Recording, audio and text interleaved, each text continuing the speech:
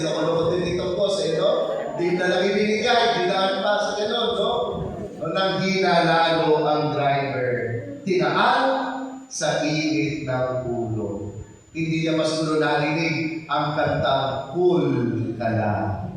Cool Ka Lang. Sa Ebanghelyo, mga minamahal na mga kapatid, masama din ang loob ni San Jose sa nangyari sa kanyang magiging asawa. Para siya yung driver na may hinanakit at masama ang loob.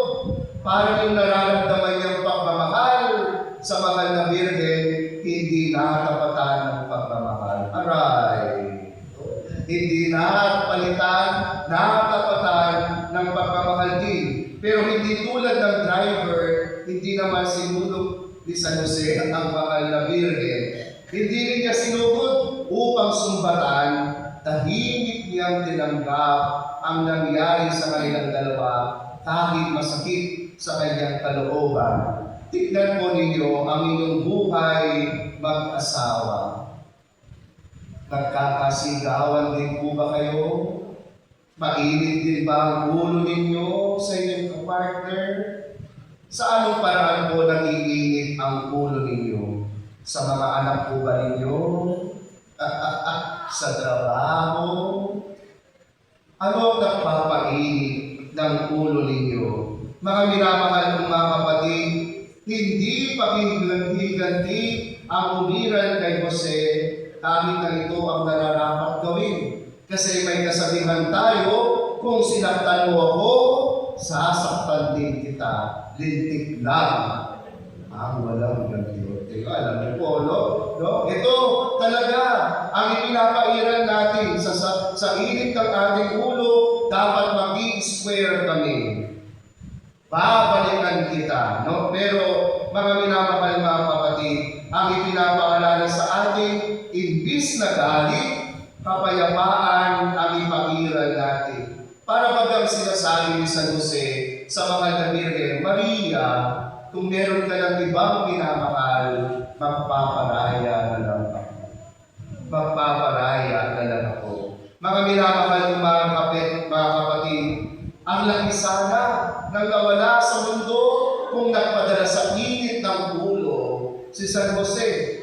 Hindi lang sana guwantes o perang nawala, ang mismong Pasko na dapat natin ipagdiwang kung mainit ang kanyang ulo, hindi natuloy ang banal na pamilya. Hindi sana na ipanganak ang Panginoong Yesus. Sinaktan sana ni Jose, si Maria, dahil sa kanyang galit. Pero muli, hindi siya nagpadala ng init ng kanyang ulo. Mga minamahal ng mga kapatid, ang Pasko ay naipapanganak sa mga katulad ni Jose. Hindi na isisilang ang Diyos sa mga taong mainitin ang ulo. Hindi na isisilang ang Diyos sa mga taong madaling magalit. Hindi dumarating ang Diyos sa mga taong kaagad-agad nangaaway ng kapwa at bumubukal ang galit sa pagkakasala ng iba. Mga minamahal ng mga kapatid, ang taong may galit hindi nakakakita ng maayos. Yung guwantes lang ang nakikita nila, yung sarili nilang paniniwala at katwiran ang tama lamang sa kanila. Ang mga taong puno ng galit, nagiging madilim ang kanilang paningin. Yung makapaghiganti lamang ang nagiging kanilang intensyon. Kaya, mga minamahal ng mga kapatid, kung gusto niyo maipanganak ang Pasko sa inyong mga puso, huwag gantihan ang kapwa gumawa ng masama sa inyo. Hanapan ninyo ng magandang dahilan ang inyong magandang ugnayan, lalo na sa buhay mag-asawa. Huwag hiwalayan agad, pag-usapan muna. Huwag paluin agad ang mga anak, pag-usapan muna. Mga minamahal ng mga kapatid, maging taong payapa tayo. Malamig ang ulo, mapagpatawad tulad ni San Jose. Sa ganung paraan, darating at masaya natin ipagdiriwang ang Pasko. Amen po ba? Amen. Palapakan natin ang Panginoon. Magsitayo na po tayo na. Mas sa panalangin ng bayan, sa bawat panalangin ng ating pong itutugon, Ama, dinggin mo ang aming panalangin. Ama, bigyan mo ang aming panalangin.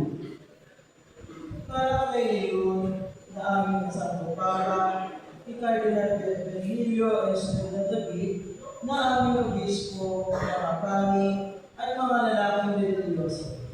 Masalamin nawa nila ang dakila, pag-ibig mo sa pamamagitan ng kanilang mga ama pagkalina. Manalangin tayo. Ama, bigyan mo ang aming panalangin. Para sa mga kawani ng pamahalaan, matagalan niwa nila ang karapatan ni San Jose nang sa gayon kanilang magawa ng kalooban at igustuhan mo para sa aming bayan. Manalangin tayo. Ama, bigyan mo ang aming panalangin. Para sa mga haligi ng tahanan, may pagawa nila ang kanilang mga pag-ibig at pag-aaruga sa kanilang pamilya. Sa pamamagitan ng kanilang pag-isumikap at mabubuting pamumuhay. Manalangin tayo. Ama, bigyan mo ang aming panalangin. Para sa mga dumaranas na matinding pagsubok sa kanilang buhay. Makakaunawa sila ng pag-asa at pananampalataya sa pamamagitan ng panalangin ni San Jose. Manalangin tayo. Ama, bigyan mo ang aming panalangin. Para sa mga namayapan, masumpungan nawa nila ang kaharian ng kanindihan mo, O Diyos, na hindi magmamayo kailanman.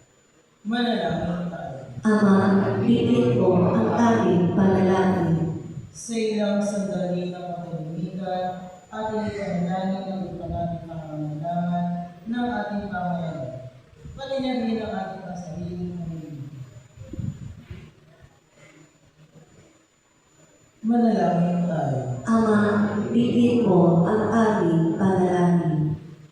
O Diyos, tulungan mo kaming magkaisa bilang iisang mag-anak sa ilalim ng iyong makaamang pag-aaruga. Turuan mo kaming magulat kay San Jose na siyang naging tapat at masunurin sa kanyang mga pangako sa iyo. Hinihiling po namin ito sa pamamagitan ni Yesu Kristong aming Panginoon. Amen.